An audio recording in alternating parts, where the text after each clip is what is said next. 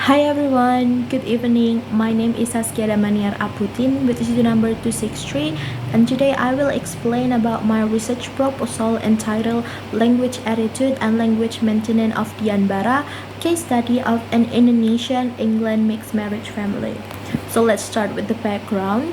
Interracial or mixed marriage becomes a trend lately, coming from different race, different nationality, different ethnicity, and even different religion does not become a big problem to deal with. One of the reasons behind the growth of mixed marriage itself are globalization and the increasing of international migration. As reported in the international migration in 2017, there are approximately 154 million international migrants worldwide.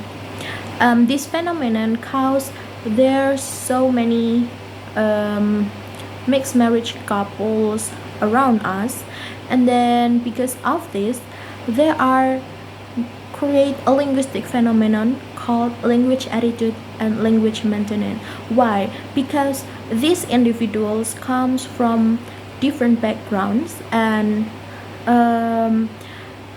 there will be a problem on how each individual see each other's language, how each individual feeling about each other language. Because of that, I propose three research questions. The first one, what languages are used in Dian Bara mixed marriage family? Second, how does mixed marriage affect language attitude of Dian Bara in her Indonesian England family? And the last one, what strategies to maintain the heritage language of Dian Bara in her mixed marriage family? And then the next is the research objectivities. The first one, of course, to identify the language used at Dian Bara's mixed marriage family, specifically at home domain. And then the second one, to explore the language attitude of Dian Bara in her mixed marriage family. And lastly, to examine what strategies, what efforts that Dian Bara employed for maintaining her Indonesian heritage language within mixed marriage family setting. Okay, the next one we come in scope and delimitation. The scope is mixed marriage family. The wife is coming from Indonesian and the spouse coming from English speaking country. Specifically here I choose who live in pre-society, that is the scope. And then the delimitation, we start with only focusing on capturing the Indonesian's wife perspective. So it always so it's only capturing the wife's perspective, experiences and strategies on language attitude and language maintenance. And then the next one, English and Indonesia serve as the primary home languages. And the next one that I'm not put in the PPT is that at least they have been married for like 5 years long. Alright, so next we go with the theoretical framework. So for the language attitude, I use the Garvin and Matthew theory in Chair and Agustina. But before that, let me just begin with the explanation definition of language attitude. So according to Setiawan, quoting from Suharsono, attitude is about a function of beliefs.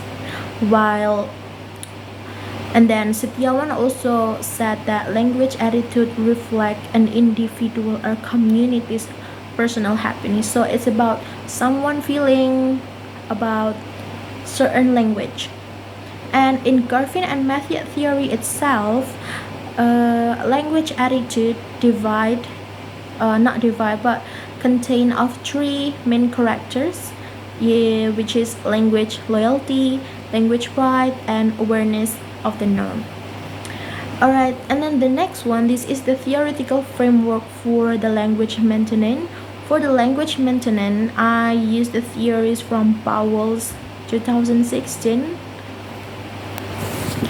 Pauls itself defines language maintenance as a condition when individuals keep using their language in some aspect of their life despite the powerful dominant language pressure and competition around them. In Pauls itself, it introduced several factors influencing language maintenance, and because of this I choose Powell's theory because it's very suitable for my study. Okay, the next is the relevant studies. First we have from Park and Choi.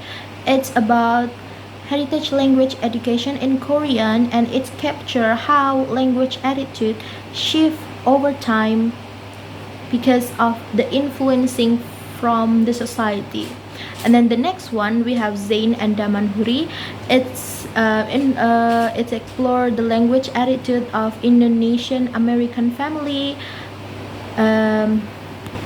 It shows that each children has their own preference in the use of language. And then Kadir, also Sitinjak and Harian Jana, both of this article is show us the role of mothers in heritage language maintenance. So we now come with the informant of the study. The informant of the study, a woman from Banyuwangi named Dian Bara. She married with a man from London named Daniel, and now they live together in London. Why I choose Dian Bara? Because she is perfectly suitable with the scope of this study, which is she's married with someone from English dominant country, and her husband coming from London, which is part of the UK when English used very dominantly. And then the next one is the research type. This study used qualitative case study research drawn on Crosswell theory.